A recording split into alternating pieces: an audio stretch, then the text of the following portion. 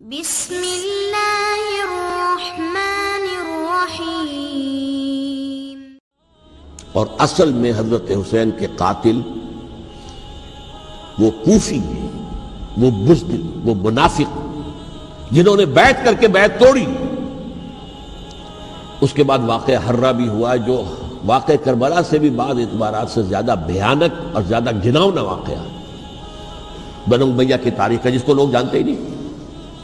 مدینہ کے کچھ لوگوں نے بغاوت کی اور انہوں نے اس کے خلاف فوج بھیجی، اور فوج کو جب مدینہ فتح کر لیا 3 دن کے لیے حلال کر دیا، جو چاہو کرو، یہاں جسے چاہو مارو، جسے چاہو لوٹو، جس کا گھر چاہو برباد کرو، جس عورت کو چاہو ریپ کرو۔ اور یہ مدینہ النبی کے اندر ہوا۔ تو کاٹ کھانے والی ملوکیت کے اندر بہت سے واقعات ہوئے۔ عبداللہ ابن زبیر کھڑے ہوئے، انہوں نے حکومت قائم کی تھی، لیکن یہ کہ وہ تو 6 سال کے لیے کامیاب بھی رہے، ایک حکومت قائم کی، بنو امیہ کے ہاتھ پر بیعت نہیں کی، بالآخر ان کی حکومت بھی ختم ہو گئی۔ پھر حضرت زید کھڑے ہوئے، انہوں نے بغاوت کی، وہ بھی ناکام رہ گئے۔ پھر بنو عباس میں کھڑے ہوئے حضرت نفس زکیہ، حضرت حسن رضی اللہ تعالیٰ عنہ کی اولاد میں سے، وہ بھی ناکام ہو گئے، شہید ہو گئے۔ انہوں نے عوام کو ایسا کھڑا کیا ہے کہ 20,000 سے لے کر 30,000 کے درمیان انسانوں نے جانیں دے دی۔ عورتوں کے جلوس نکلے، شیرخوار بچہ گود میں ہے عورت کے، اور گولی کھا رہی ہے اور مر رہی ہے، گر رہی ہے۔ آپ سوچئے زندگی کتنی عزیز ہوتی ہے، اور شیرخوار بچے کے لیے ماں کی جو زندگی ہے، اس ماں کو اپنی زندگی کتنی عزیز تر ہوگی کہ اپنے لیے نہیں تو اس بچے کے لیے مجھے جینا ہے، لیکن نہیں، گولیاں کھائیں اور گری۔ یہ جذبہ انہی میں ہے۔ واقعہ یہ ہے کہ اہل سنت کے اندر یہ جذبہ نہ ہونے کے برابر ہے۔ یہ میں واشگاف الفاظ میں کہہ رہا ہوں۔ پورے عالم اسلام میں صرف شیعہ ایران ایسا نکلا ہے کہ جس نے بادشاہت کا خاتمہ کیا، باقی سعودی عرب میں بادشاہت بیٹھی ہوئی ہے، ڈٹ کر بیٹھی ہوئی،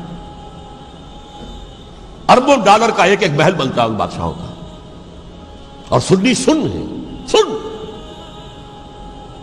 کوئی ایک شخص کا کارنامہ، وہ یہودی فتنہ گر، وہ روح مزدق کا بروز، ہر تباہ ہونے کو ہے اس کے جنوں سے تار تار۔ اسی طرح وہ عبداللہ ابن سبا یہودی فتنہ گر۔ آج اہل تشیع میں سے بعض حضرات کہتے ہیں کہ یہ عبداللہ ابن سبا یہ تو افسانوی شخصیت ہے، اس کی حقیقت کوئی تھی ہی نہیں، حالانکہ ان کی اپنی کتاب میں رجال کشی کے اندر اس کا ذکر موجود ہے۔ اور یہ بھی موجود ہے کہ حضرت علی رضی اللہ تعالیٰ عنہ نے اپنے عہد خلافت میں اسے زندہ جلوایا ہے۔ اس کی وجہ کیا تھی؟ یہ آیا مدینے کے اندر اسلام کا لبادہ اوڑھ کر، اس نے چند عقیدوں کی اشاعت شروع کی۔ سب سے پہلے حضرت علی تو خدا ہیں، گاڈ انکارنیٹ، اوتار کا تصور، جیسے ہندوؤں میں ہے رام چندر جی خدا کا اوتار، اور عیسائیت میں بھی پہلے گاڈ انکارنیٹ کا تصور تھا کہ حضرت مسیح خدا کا اوتار ہے، انکارنیشن آف گاڈ۔ تو اس نے کہا کہ حضرت علی تو خدا کا اوتار ہے، خدا ہے۔ نمبر 2، اس نے کہا کہ ہر نبی کا ایک وصی ہوتا ہے جس کے حق میں وہ وصیت کرتا ہے، تو حضور صلی اللہ علیہ وسلم کے وصی حضرت علی ہیں، لہذا خلیفہ تو اول روز سے حضرت علی ہیں، حضرت ابو بکر، حضرت عمر، حضرت عثمان یہ تو غاصب ہیں، اور حضرت عثمان کی خلافت تھی اس وقت تو خاص طور پر۔ پھر اس نے جو قبائلی عصبیت تھی اسے بھڑکایا۔ پرانی جو عصبیت چل رہی تھی قریش کے اندر، وہ 2 گھرانے ایک دوسرے کے مد مقابل تھے۔ دیکھیے، ایک ہوتا ہے قبیلہ، ایک ہوتا ہے گھرانہ۔ ہمارے پنجاب میں ایک قبیلہ ہے وٹو قبیلہ، اس کے گھرانے بہت سے، مانے کے، لالے کے، سجے کے، شامد کے، یعنی کوئی لالا تھا ان میں سے بڑا، ان کے بیٹے ہو گئے لالے کے، ان کی اولاد، خاندان یہ کہلاتے ہیں۔ قبیلہ ایک، یہ وٹو قبیلہ۔ تو قبیلہ تھا قریش، اس میں گھرانے بہت تھے، بنو ہاشم، بنو امیہ، بنو تیم، بنو عدی، یہ بہت سے گھرانے تھے۔ تو چوٹی کے 2 گھرانے جو تھے وہ بنو ہاشم اور بنو امیہ، ان کے درمیان چپقلش تھی، مقابلہ، مسابقت، اور یہ مسابقت فی الخیر بھی ہوتی تھی۔ اگر انہوں نے غریبوں کو کھانے کھلائے ہیں تو ہم ان سے بڑھ کر کھلائیں گے، اگر وہ حاجیوں کی خدمت کرتے ہیں تو ہم ان سے بڑھ کر کریں گے۔ تو ان کے اندر یہ مسابقت الخیر بھی تھی، لیکن چپقلش تھی کہ کوئی ہم سے آگے نہ نکل جائے، وہ سمجھتا تھا وہ آگے نہ نکل جائے۔ پر اس شخص نے اس پرانی عصبیت کو تازہ کیا کہ حضور تو بنو ہاشم میں سے تھے، لہذا خلافت حق ہے بنو ہاشم کا، یہ غاصب ہیں، اس سے پہلے دو خلفاء جو تھے وہ نہ بنو ہاشم سے تھے نہ بنو امیہ سے تھے. حضرت ابوبکر بنو تیم میں سے تھے، چھوٹا قبیلہ تھا. حضرت عمر بنی عدی میں سے تھے، وہ بھی چھوٹا قبیلہ تھا. یہ حضرت عثمان پہلے خلیفہ جو بنو امیہ میں سے تھے، جن کی پرانی چپکلش بنو ہاشم سے تھی. اب اس کو موقع مل گیا کہ پرانی قبائلی عصبیت کو بھڑکائے. یہ ہے اصل میں اس فتنے کا پس منظر عبداللہ ابن سبا نے جو آ کر پھیلایا ہے. اور اس کی تفصیل میں اس وقت میں نہیں جا سکتا، کیسے یہ فتنہ پروان چڑھا، کیا انہوں نے اسٹریٹجی اختیار کی. کہ یہ کیا کرتے تھے، گروہ بنا کر بھیجتے تھے لوگوں کو. کوفے میں جاؤ تو وہاں پر دمشق کے گورنر کے خلاف اور مصر کے گورنر کے خلاف الزامات لگاؤ، اس نے یہ کیا، وہ غبن کر گیا، وہ یہ کر گیا، وہ خیانت کر رہا ہے، وہ رشتہ داروں کو پال رہا ہے. اور عثمان کے خلاف بھی تقریریں کرو رضی اللہ تعالیٰ عنہ. دمشق میں جاؤ تو کوفے کے گورنر کے خلاف، کیونکہ دمشق کے گورنر کے خلاف بات کرو گے تو لوگوں کو معلوم ہوگا کہ یہ جھوٹ بول رہے ہیں. لیکن یہ کہ وہاں تو تم بات کرو کوفے کے گورنر کے خلاف اور مصر کے گورنر کے خلاف اور حضرت عثمان کے خلاف. مصر میں جاؤ تو بات کرو کوفے کے اور شام کے گورنر کے خلاف اور حضرت عثمان کے خلاف. یہ انہوں نے ایسا اٹھایا. اور اس زمانے میں آپ کو معلوم ہے ذرائع رسل و رسائل تھے نہیں، نہ اس فتنے کی پتہ چل سکا جب تک کہ وہ فتنہ جو ہے پوری طرح برگو بار لا کر تراور درخت نہیں بن گیا. اس کے نتیجے میں حضرت عثمان رضی اللہ تعالی عنہ شہید ہوئے. اور خلیفہ پھر حضرت علی رضی اللہ تعالی عنہ کو انہی سوائیوں نے، جنہوں نے گھیراؤ کیا تھا، جنہوں نے حضرت عثمان کو شہید کیا ہے، یہی حضرت علی رضی اللہ تعالیٰ عنہ کے ارد گرد ہو گئے. اور حضرت علی رضی اللہ تعالیٰ عنہ بھی نہیں چاہتے تھے خلافت کی بیعت لینا، لیکن آخر کیا کرتے؟ کیا وہ امت کو بغیر خلیفہ کے چھوڑ دیتے؟ حضرت زبیر سے کہا گیا، انہوں نے نہیں مانا، رد کر دی بات. حضرت طلحہ سے کہا گیا، انہوں نے نہیں مانا. حضرت علی سے کہا گیا، اب عشرہ مبشرہ میں سے یہی تو تھے نا، لہذا انہوں نے تسلیم کر لیا، خلافت ہو گئی. لیکن اس کے بعد جو خانہ جنگی ہوئی ہے، اس خانہ جنگی کے نتیجے میں نوٹ کر لیجئے کہ 1,00,000 کے قریب مسلمان ایک دوسرے کی تلواروں اور نیزوں اور برچھیوں اور تیروں سے ختم ہو گئے، ہلاک ہو گئے. یہ ہماری تاریخ کا تاریک ترین باب ہے. 5 سال، 4.5 سال حضرت علی کی خلافت کے اور 6 مہینے حضرت حسن کی خلافت کے رضی اللہ تعالی عنہ. اس سے کیا ہوا کہ ایک طرف تو اسلام کی جو توسیع ہو رہی تھی، تھمتا نہ تھا کسی سے سیل رواں ہمارا، وہ سیلاب رک گیا. انٹرنل سیبوٹاج ہو گئی نا. اب تو اندر ہی آپس ہی میں اگر دست و گریبان ہو گئے تو باہر اب کیا توسیع کرتے ہیں. وہ توسیع کا عمل رک گیا. اور یوں سمجھیے کہ جیسے ٹرک اگر کبھی چل رہا ہو، بھرا ہوا ہو، لوڈڈ، اور وہ چڑھائی چڑھ رہا ہو، تو اگر کہیں موشن ٹوٹ جائے، ٹرک کو رکنا پڑے، تو ڈرائیور کے جان پر بن جاتی. اس لیے کہ اس کو دوبارہ سٹارٹ کرنا، اور جبکہ وہ چڑھائی پر ہے، انکلائن پر ہے، آسان کام نہیں ہوتا. خطرہ ہوتا ہے وہ پیچھے جو ہے وہ نہ جائے. اور پہاڑی علاقوں میں آپ کو معلوم ہے ذرا پیچھے چلے جانے کا مطلب جو ہے بہت خطرناک جو ہے نتیجہ نکل سکتا ہے. بہرحال حضرت علی رضی اللہ تعالیٰ عنہ نے اپنے خلافت میں ایک کام یہ کیا.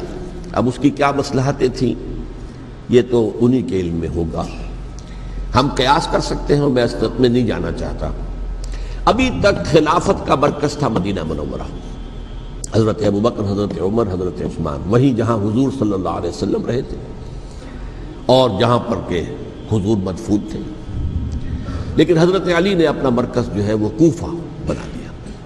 اچھا، اس کی ایک ظاہری وجہ یہ سمجھ میں آتی ہے کہ اسلام کا جو پھیلاؤ ہو گیا تھا، وہ سلطنت اتنی وسیع ہو گئی تھی کہ مدینہ منورہ بہت جنوب میں اور بڑے صحرا کو عبور کر کے جانا ہوتا تھا.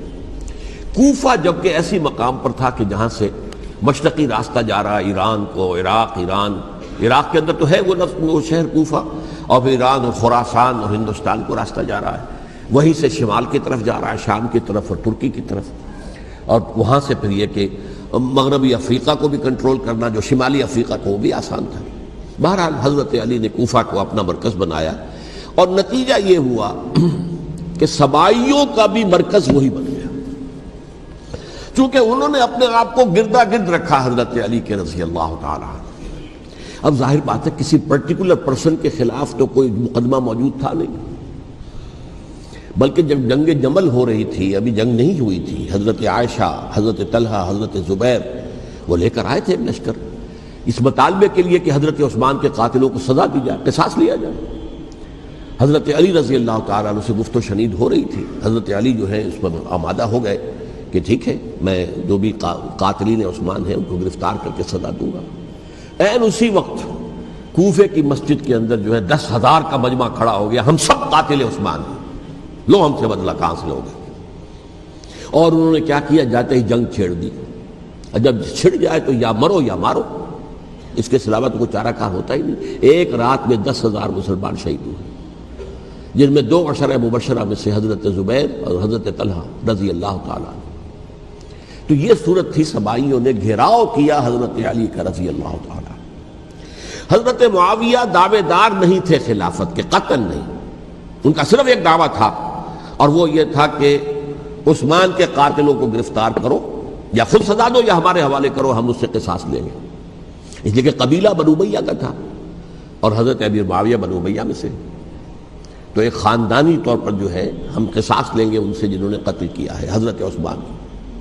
لیکن یہاں ظاہر بات ہے کہ حضرت علی رضی اللہ تعالیٰ عنہ کی طرف سے مطالبہ یہ ہوتا تھا تم پہلے میری بیعت کرو، میرے ہاتھ مضبوط کرو تاکہ میں ان کے خلاف کوئی اقدام کر سکوں۔ لیکن انہیں یہ اندازہ تھا کہ اگر میں نے بیعت کی تو ظاہر بات ہے کہ حضرت علی تک پہنچنے سے پہلے مجھے گردن اڑا دیں گے یہ لوگ، اس لیے کہ سبائی جو ہے وہ آپ کو گھیرے ہوئے۔ بہرحال ایک عجیب الجھاؤ، ایک ڈائلیما تھا جس کی وجہ سے یہ جنگ چلتی رہی، اور حضرت علی رضی اللہ تعالیٰ عنہ کو انہی کے شیعان علی ہی کے اندر سے وہ جماعت علیحدہ ہوئی تھی جس کو ہم خوارج کے نام سے جانتے ہیں، اور ایک خارجی ابن ملجم ہی نے حضرت علی کو شہید کیا رضی اللہ تعالیٰ عنہ۔ پھر حضرت حسن رضی اللہ تعالیٰ عنہ، اب دیکھیے کس قدر صحیح بات تھی جو حضرت علی رضی اللہ تعالیٰ عنہ نے فرمائی جب ان سے کہا گیا کہ کیا ہم آپ کے بیٹے حسن کے ہاتھ پر بیعت کر لیں رضی اللہ تعالیٰ عنہ۔ فرمایا نہ میں تمہیں اس کا حکم دیتا ہوں نہ میں اس سے روکتا ہوں، یہ تمہارا معاملہ ہے، امرہم شورا بینہم، تم اپنے باہمی مشورے سے جو فیصلہ کرو گے ٹھیک ہے، میں نہ حکم دیتا ہوں نہ روکتا ہوں۔ اس کا کیا مطلب ہے؟ باپ کے بعد بیٹے کی خلافت ہرگز حرام نہیں ہے، ورنہ کہتے کیسے ہو سکتا میرا بیٹا؟ نہیں، یہ نہیں کہا۔ حضرت عمر سے بھی کہا گیا تھا کہ اپنے بیٹے کو نامزد کر دیں، عبداللہ ابن عمر کو، تو انہوں نے جواب میں کیا کہا؟ اسے تو طلاق دینی بھی نہیں آتی۔ انہوں نے اپنی کسی زوجہ کو طلاق دی تھی اور اس میں جو صحیح ترین طریقہ ہے وہ اختیار نہیں کیا تھا، انہیں طلاق دینی تک نہیں آتی تو میں اسے خلیفہ بنا دوں۔ یہ نہیں کہا تھا کہ باپ کے بعد بیٹا خلیفہ نہیں ہو سکتا، یہ تو نہیں کہا، کہیں حرام نہیں ہے، نہ کتاب و سنت میں، نہ کوئی حدیث ہے، نہ کہیں قرآن مجید میں۔ تو حضرت علی نے بھی فرمایا رضی اللہ تعالی، نہ میں روکتا ہوں نہ حکم دیتا ہوں، یہ تمہارا اپنا معاملہ ہے۔ بہرحال حضرت حسن رضی اللہ تعالی عنہ نے حضرت امیر معاویہ سے صلح کر لی، خلافت ان کے سپرد کر دی۔ دیکھیے میں حضرت ابوبکر، حضرت عمر، حضرت عثمان، حضرت علی کے ساتھ حضرت حسن کے دور خلافت کو بھی خلافت راشدہ میں سے سمجھتا ہوں، اور تبھی 30 سال پورے ہوتے ہیں اس حدیث کے مطابق کہ حضور نے فرمایا خلافت 30 برس رہے گی پھر ملوکیت آ جائے گی۔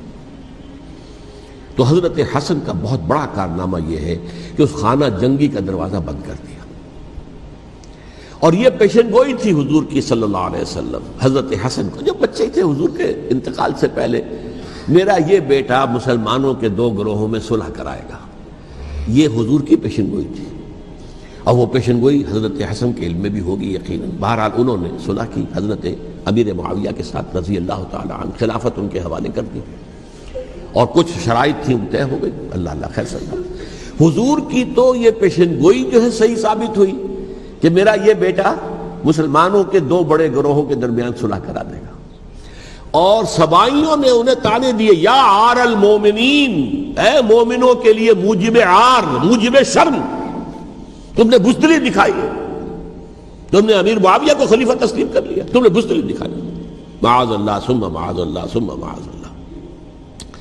اب میں کچھ باتیں حضرت امیر معاویہ کے بارے میں کہنا چاہتا ہوں، اس لیے کہ وہاں اس میں نے حضرت معاویہ کے بارے میں یہ تو بہت شدت کے ساتھ کہا تھا، اور میں اب بھی اس پر قائم ہوں اور پوری طریقے سے قائم ہوں۔ میرا مستقل موقف یہی ہے کہ حضرت معاویہ رضی اللہ تعالیٰ عنہ کے دور خلافت کو ہم خلافت راشدہ میں شامل نہیں سمجھتے، اہل سنت میں سے کوئی بھی نہیں سمجھتا، لیکن اس کے ساتھ میں نے حضرت امیر معاویہ کے کچھ مناقب بھی بیان کیے تھے تاکہ پلڑا جو ہے ترازو کا، اس کے دونوں پلڑے سامنے آ جائیں. لیکن یہ کہ وہ حصہ میرے اس بیان کا نکال دیا گیا، ختم کر دیا گیا. یہ میں نہیں جانتا کہ اس میں کیا مصلحت دیکھی گئی ہے. اس میں تو کسی کے لیے کوئی معاملہ ایسا نہیں تھا، کسی کے جذبات کو جو ہے وہ ٹھیس پہنچانے والا. کیونکہ میں نے کہا وہ خلیفہ راشد نہیں تھے، صاف میں نے کہا، بلکہ وہ دور ملوکیت کا آغاز ان سے ہو گیا ہے. بلکہ جب ایک صاحب نے یہ کہا کہ کربلا کے بعد سے دور ملوکیت آ رہی تھی، تو میں نے کہا نہیں جناب، دور ملوکیت تو 20 سال پہلے پوری ہو چکی تھی، شروع ہو چکی تھی. حضرت امیر معاویہ کے بھی 20 سال میں وہ دور ملوکیت میں شمار ہوتے. انہیں کسری العرب بھی کہا گیا، عرب کے کسریٰ، جو شہنشاہ ایران کا خطاب تھا. حضرت معاویہ رضی اللہ تعالیٰ عنہ کو کسری العرب کہا گیا، عرب کا کسریٰ یہ. لیکن دوسری طرف یہ ہے کہ وہ صحابی رسول ہے رضی اللہ تعالیٰ، حضور کے برادر نسبتی بھی ہیں، حضور کے سالے ہیں. ان کی ہمشیرہ ام حبیبہ حضور کی زوجہ محترمہ ہیں، ام المومنین ہیں ام حبیبہ رضی اللہ تعالیٰ عنہ. پھر کس قدر معتمد علیہ تھے حضور کے کہ کاتبان وحی میں شامل تھے. وحی کی کتابت کرنے والے چند لوگ تھے جنہیں کہ حضور کہتے تھے کہ اب یہ آیت لکھ لو. ان میں سے ایک امیر معاویہ بھی رضی اللہ تعالیٰ. تو بڑے توازن کی ضرورت ہے. دیکھیے صحابہ کرام کا جہاں تک تعلق ہے، اہل سنت کا موقف یہ ہے کہ صحابہ کلہم عدول، صحابہ سب کے سب نیک نیت ہیں، اور ان کی روایت جو ہے قبول کی جائے گی، رد نہیں کی جائے گی، ان پر کوئی جرح و تعدیل نہیں ہوگی. اس لیے کہ ان کا تزکیہ محمد رسول اللہ صلی اللہ علیہ وسلم نے کیا تھا. لہذا یہ تو ہو سکتا ہے کہ کسی صحابی سے کوئی خطا ہو جائے، لیکن وہ خطا اجتہادی ہوگی، نیت کی خطا نہیں ہوگی، نیت کی غلطی نہیں ہوگی. اگر کسی صحابی کی نیت پر حملہ کیا جائے تو یہ اصل میں طعن ہے، حملہ ہے حضور پر کہ وہ تربیت دے نہیں سکے اپنے ساتھیوں کو. معاذ اللہ ثم معاذ اللہ ثم معاذ اللہ، وہ تزکیہ کر ہی نہیں سکے. 3 جگہ جو قرآن میں آیا ہے یتلو علیہم آیاتہ ویزکیہم، تو کیا تزکیہ کیا؟ اگر ان کے قریب ترین ساتھی جو تھے، اگر ان کے اندر بھی بدنیتی تھی اور دنیا کی طلب تھی اور دنیا کے اندر اقتدار حاصل کرنے کا جذبہ تھا، تو پھر کیا تزکیہ کیا؟ معاذ اللہ ثم معاذ اللہ. لہذا صحابہ سب کے سب عدول ہیں، اور ان سے اختلاف ممکن ہے، لیکن ان کی نیت پر حملہ نہیں ہو سکتا. تو حضرت امیر معاویہ کی شخصیت ایک چیز ہے، آپ کا دور خلافت دوسری چیز ہے. شخصیت کے اعتبار سے صحابی رسول ہیں، برادر نسبتی ہیں حضور کے صلی اللہ علیہ وسلم. اور پھر یہ کہ اس قدر معتمد علیہ ہے صحابہ میں سے کہ وہ کاتبان وحی، یہ عام آدمی کے کرنے کا کام نہیں تھا جو وحی کی کتابت کرے، اللہ کے کلام کی. البتہ یہ ہے کہ جیسا کہ میں نے عرض کیا، ان کا دور خلافت راشدہ نہیں ہے، وہ ملوکیت کا دور ہے. یہ میں نے جیسا کہ عرض کیا، میں نے ایک صاحب نے جب یہ کہا کہ ملوکیت شروع ہو رہی تھی، میں نے کہا شروع نہیں ہو رہی تھی، ملوکیت تو 20 سال پہلے شروع ہو چکی تھی. اسی طریقے سے ایک صاحب نے کہا تھا کہ اسلام کو قائم کرنے کے لیے حضرت حسین میدان میں آئے. میں نے کہا یہ بھی غلط ہے، اسلام تو 60 سال پہلے قائم ہو چکا تھا. نبی اکرم صلی اللہ علیہ وسلم کے دست مبارک سے اسلام قائم ہو گیا. جاء الحق وزهق الباطل ان الباطل کان زهوقا. پھر 30 برس تک وہ کامل شکل کے اندر قائم رہا. تو اسلام جو ہے در حقیقت اب قائم کرنے والی بات نہیں تھی. البتہ اس کے اندر زوال شروع ہو گیا تھا. اس زوال کے عمل کو روکنے کے لیے حضرت حسین میدان میں آئے. یہ ایک چیز کو صحیح تاریخی پرسپیکٹو میں رکھنا.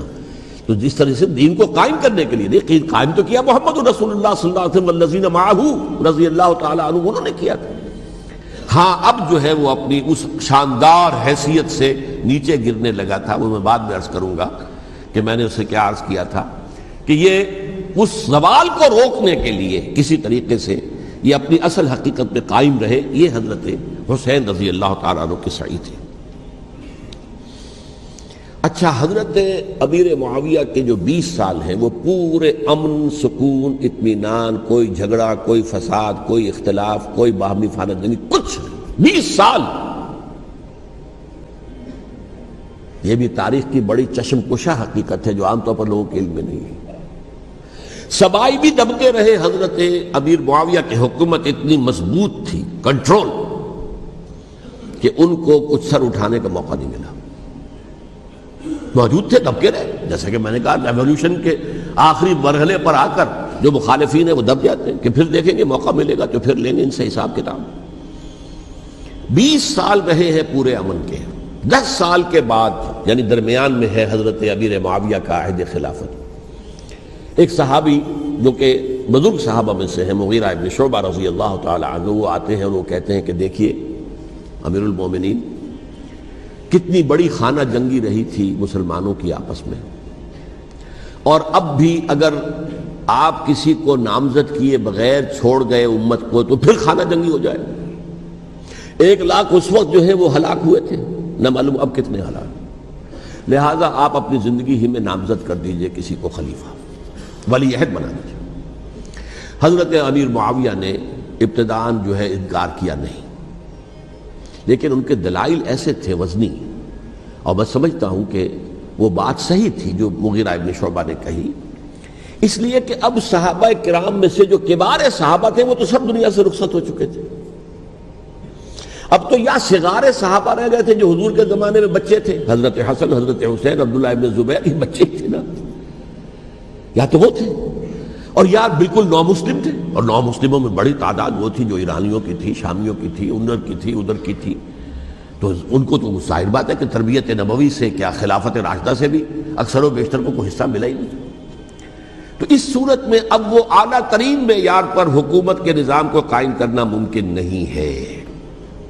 کوئی قبائلی عصبیت جب تک حکومت کی پشت پر نہیں ہوگی، حکومت مستحکم نہیں ہوگی۔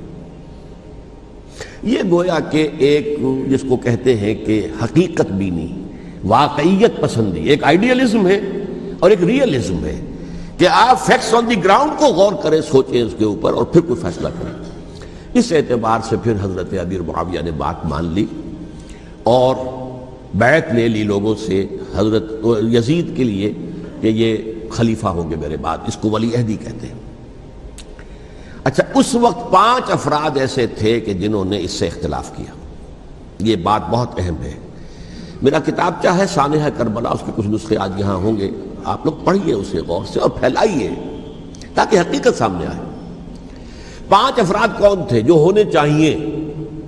ابو بکر فوت ہو گئے، ان کے بیٹے عبد الرحمن ابن ابی بکر، عمر فوت ہو گئے، ان کے بیٹے عبداللہ ابن عمر، عباس فوت ہو گئے، ان کے بیٹے عبداللہ ابن عباس، زبیر فوت ہو گئے، ان کے بیٹے عبداللہ ابن زبیر، اور حضرت حسن جو ہے ان کا انتقال ہو چکا تھا، حضرت علی کے بیٹے حضرت حسین رضی اللہ تعالی عنہ مجمعین۔ حضرت حسن کے بارے میں ایک فریق کا کہنا یہ ہے کہ انہیں زہر دے کر ہلاک کیا گیا، اہل تشیع کا قول یہ ہے، جبکہ اہل سنت کہتے ہیں کہ نہیں، وہ اپنی جو بھی طبی موت تھی اس سے ان کی وفات، لیکن میں اس میں نہیں جانا چاہتا، اس لیے کہ یہ مائکرو ہسٹری جو ہے نا، وہ تو ایک ایک واقعے کے لیے ادھر کی روایات کیا، ادھر کی کیا ہیں، ان کے پاس کیا دلائل، ان کے پاس یہ تو کسی ریسرچ اسکالر کا موضوع ہے، میرا موضوع نہیں ہے۔ لیکن بہرحال یہ 5 حضرات تھے جنہوں نے ولی عہدی کی بیعت نہیں کی، لیکن حضرت معاویہ اتنے حلیم الطبع انسان تھے، انہوں نے جبر نہیں کیا، کوئی تشدد نہیں کیا۔ ٹھیک ہے، ولی عہدی کی بیعت نہیں کر رہے، کوئی بات نہیں، میری بیعت تو کی ہوئی ہے نا، ابھی تو میں زندہ ہوں، بات ختم ہو گئی، میری بیعت کو تو نہیں توڑا انہوں نے، فسخ بیعت نہیں کی۔ اس اعتبار سے انہوں نے نہ کوئی تشدد کیا، نہ جبر کیا، نہ کوئی مواخذہ کیا۔ لیکن جب امیر معاویہ کا انتقال ہو گیا، اب ولی عہدی کی بجائے وہ اب خلافت کی بیعت ہوئی، سب لوگوں نے بیعت کر لی۔ ان 5 میں سے ایک فوت ہو چکے تھے، حضرت عبد الرحمن ابن ابی بکر فوت ہو چکے رضی اللہ تعالی، 4 تھے، ان 4 میں ایک اختلاف ہوا۔ 2 کی رائے یہ تھی، عبداللہ ابن عمر، عبداللہ ابن عباس، کہ اگرچہ یہ کام غلط ہوا ہے، اسلام کی روح کے منافی ہوا ہے، یہ بادشاہت کی بنیاد پڑ رہی ہے، لیکن یہ بات ایسی نہیں ہے کہ اس کی بنا پر ہم خانہ جنگی شروع کروا دیں، امت کے اندر خون خرابہ کروائیں، فساد کروائیں۔ لہذا انہوں نے بیعت کر لی۔ اب کوئی اگر یہ کہے معاذ اللہ کہ وہ بک گئے تھے یزید کے ہاتھ میں، معاذ اللہ ثم معاذ اللہ، وہی بات آپ اختلاف کر سکتے ہیں کہ انہیں نہیں کرنی چاہیے تھی، یہ کوئی رائے رکھے، مجھے اختلاف نہیں، لیکن ان کی نیت پر حملہ کریں گے تو حملہ محمد رسول اللہ پر ہوگا صلی اللہ علیہ وسلم۔ عبداللہ ابن عمر کون ہیں؟ کتنی حدیثیں ان سے جو ہے وہ منقول ہیں۔ عبداللہ ابن عباس کون ہیں؟ جنہیں حضور نے جو ہے جن کے لیے دعا کی تھی، اے اللہ فقہہ فی الدین وعلمہ التاویل، اے اللہ اس نوجوان کو دین کا فہم عطا کر اور قرآن کی تعویل اور تفسیر کا علم عطا کر، حبر الامہ کہلاتے ہیں۔ وہ کہیں پیسوں اور ٹکوں کے عوض بک جانے والے نہیں تھے، انہوں نے امت کی مصلحت دیکھی، نیت جو ہے اس پر حملہ نہ کیجیے، البتہ اختلاف کا حق آپ کو حاصل ہے۔ دو حضرات جو ہے ڈٹے رہے کہ نہیں، ہمیں کم وٹ میں ریزسٹ کرنا ہے۔ عبداللہ ابن زبیر عمر کے اعتبار سے وہ بڑے ہیں، مسلمانوں میں سب سے پہلے ولادت مدینے میں جا کر جو ہوئی ہے وہ عبداللہ ابن زبیر کی ہوئی ہے۔ ہجرت کر کے جب مہاجرین وہاں پہنچے کچھ عرصے تک کسی کے ہاں کوئی اولاد نہیں ہوئی تو لوگوں نے تانے دینے شروع کر دیے کہ معلوم ہوتا ہے کہ یہاں آ کر یہ مکے کے رہنے والے جو ہے کمزور ہو گئے ہیں، ان کے ہاں اولاد ہی نہیں ہو رہی۔ پھر عبداللہ ابن زبیر کی ولادت ہوئی ہے، یہ حضرت ابو بکر کے نواسے ہیں، حضور کی زوجہ محترمہ حضرت عائشہ کی بہن، حضرت دیکھیے ابھی نام نکل گیا ہے جی، حضرت اسماء رضی اللہ تعالی عنہا عنہما، یہ ان کے صاحبزادے ہیں، حضرت زبیر کے بیٹے۔ ان کا فیصلہ ہوا کہ ہمیں رجسٹ کرنا ہے کم وٹ میں، ایٹ اینی کاسٹ۔ حضرت حسین ابن علی رضی اللہ تعالی عنہما کا بھی فیصلہ ہوا کہ ہمیں رجسٹ کرنا ہے کم وٹ میں۔ البتہ ان میں بھی ایک اختلاف ہو گیا، یعنی یہ دو تو جڑے رہے، ان دو میں اختلاف ہو گیا۔ عبداللہ ابن زبیر کا کہنا یہ تھا کہ ہمیں حجاز میں رہنا چاہیے، یہ سرزمین ہے جس میں نبوت کی برکات سب سے زیادہ ہیں، یہاں ہم مضبوط قلعے کے اندر ہیں، ہمیں یہاں سے جو ہے رجسٹ کرنا چاہیے اور ختم کرنا چاہیے اس نظام کے اندر جو خرابی آ گئی ہے اس کو۔ حضرت حسین رضی اللہ تعالیٰ عنہ کے پاس خطوط کا تانتا بنا ہوا تھا، کوفے سے لوگ خط لکھ رہے تھے، آئیے آئیے آئیے، ہم آپ کے ہاتھ پر بیعت کریں گے، ہم آپ کے ہاتھ پر بیعت کریں گے، ہم آپ کے ہاتھ پر بیعت کریں گے۔ یہی وہ کوفہ جو حضرت علی کا دارالخلافہ رہا تھا اور جو پھر سبائیت کا گڑھ بن گیا تھا۔ چنانچہ حضرت حسین نے حضرت مسلم بن عقیل کو بھیجا وہاں پر کہ میرے نمائندے کی حیثیت سے جا کر وہاں پر بیعت لو۔ 10-12 ہزار افراد نے بیعت کر لی، لیکن اس کے بعد یزید کی طرف سے گورنر بنا کے بھیجا گیا ابن زیاد کو۔ ابن زیاد نے آ کر جو تشدد کیا اور سختی کی تو سب کے سب بیعت توڑ کر اور سب منحرف ہو گئے۔